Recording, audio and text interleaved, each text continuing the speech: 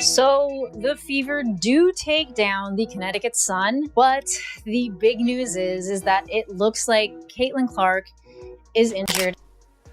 So NBA Commissioner Adam Silver has addressed that report that some NBA owners are frustrated with the financials of the WNBA and the lack of return, especially as the league grows. And here's the thing, that initial report probably needs some context. I don't think it's surprising that the WNBA... With a suit and a press badge, Adam Silver has just transformed into the Hulk. As a result of Caitlin Clark's absence from the All-Star game due to a groin injury, the WNBA's big night now seems more like a high school talent show. Silver is not enraged. He's disappointed, which is somehow worse. Did he just threaten to move the game to a YMCA or cancel halftime? It's possible that this meltdown will be more entertaining than the game itself if you stick around. Well, shit. We have some really disappointing WNBA injury update. Caitlin Clark is officially ruled out for all events of the All-Star Weekend. She did say, don't worry, she's still going to be at Gamebridge. She's still going to be around. She's still going to be making her appearances, signing for the fans, everything she can do to make this a great event. But unfortunately, that groin is still bothering her, and it's the right groin now. We saw her get injured the other night. It was the left groin previously. She did release a really nice statement about it, so I'll go ahead and show you. I'm so excited for Indy to host WNBA All-Star Weekend. I want to thank Indianapolis Host Committee and all the people that have put endless work over the past year to put this event together. Caitlin Clark spent 20 years playing basketball, which included squeaky sneakers, buzzer beaters, and making opponents question their choices for a career. She faced full court presses in high school, double teams in middle school and college, schemes that would make NASA blush. She handled everything expertly. But now in the professional league, suddenly she's getting slammed like it's roller derby and the referees are legally blind. Interns on a sugar crash. So there is some really scary, sad, I don't know, it might be earth-shattering to some news. It looks like Caitlin Clark did get injured again in her right groin this time. The previous groin injury was her left groin, and it is not looking good because groins are an injury that do take quite a while to actually fully heal. According to Jesse Moore, MD, he is a regenerative medicine doctor. He does specialize in sports, and this is what he said about Caitlin Clark's injury. Clark appears to have re-aggravated her right abductor groin strain. For injuries in less than 2 seasons, for actual injuries, not for bruises. That's not a coincidence. That is a to-do list. Caitlin didn't walk into the WNBA and get welcomed with a handshake. She was met with body checks, elbows, and defenses straight out of a WWE playbook. It would appear that when you are the only person putting butts in seats, and the biggest draw since sliced bread, you're also the biggest target. Imagine putting in 20 years of training only to be treated like a Piotr by opponents who could not beat you with a cheat code. We've now seen, and we'll take a look, her brother called out the refs last night.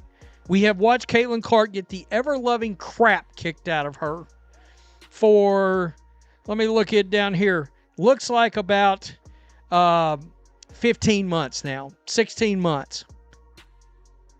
And they are about to find out, because I can only imagine how many people now won't tune in to the three-point contest, that won't tune in to the All-Star game. And this is where the comedy meets the tragedy.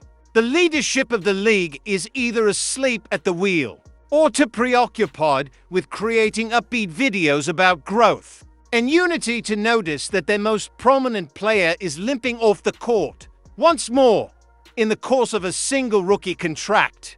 How does one go from virtually indestructible to consistently injured? Here's a clue. It is not accidental. This isn't a freak accident montage. This is open season for the player who is bringing the league back to relevance on his own. The WNBA players reveal under their warm-ups t-shirts a statement to the WNBA. Pay us what you owe us. Statement is being made. You got Caitlin Clark rocking the shirt. So obviously she is in full support. She's going full throttle with the players.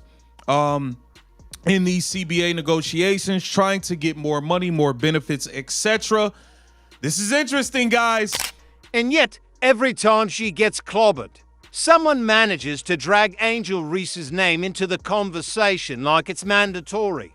Is there a quota, a memo, or a whisper from an invisible teleprompter? And now, mention Reese so that Caitlyn's assault is not noticed. It's baffling. Caitlyn could sprain her ankle tripping over a water bottle. Additionally, it would somehow return to a Reese highlight reel. It's like WNBA commentary as a Reese turret setting. Clark suffers harm. Talk about. Ree Clark receives a 30. Cut to Ree on the bench. Is it basketball or a bizarre romantic rivalry in which the injuries are real and the plot is made up? Meanwhile, Adam Silver is sitting courtside like he just realized he bought a ticket to a demolition derby. Instead of a basketball game, he's going through each of the 5 stages of grief in addition to being frustrated. Because the man is aware in his core.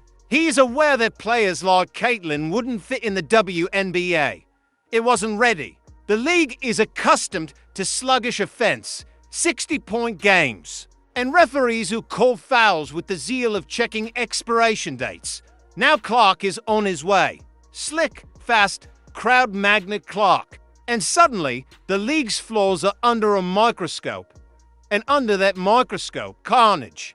The effect it has had on the ticket price, the price of the ticket has dropped over 50%. Basically today in Indiana, if you'd like to go to the All-Star game, it's only cost you $64. Caitlyn Clark can stop a supply chain all by herself. The projection of revenue, the 26% of the revenue that's generated by Caitlyn Clark in the state of Indiana. Now, all of the goods and services that... Basketball is not what is taking place. It's a self-sabotage in slow motion with whistles that, if they come at all, arrive 3 seconds late, the refs might as well be betting on the games with how little they seem to care. Outside, opponents are playing bumper cars, Erika, hip checks, shoulder slams, and flying forearms are performed like in an open gym. Caitlyn is not only being protected, but she is also being mugged. As if the WNBA is afraid to admit they have a serious problem. Flash forward. You are not building the league when you pretend that your best player is being chased on national television because of their competitive spirit. You're burning it from the inside. Caitlyn Clark's fragility prevented her from suffering for injuries. She was injured for times because she attracts enmity, rage, and out-of-date refereeing. And nobody is doing anything to stop it.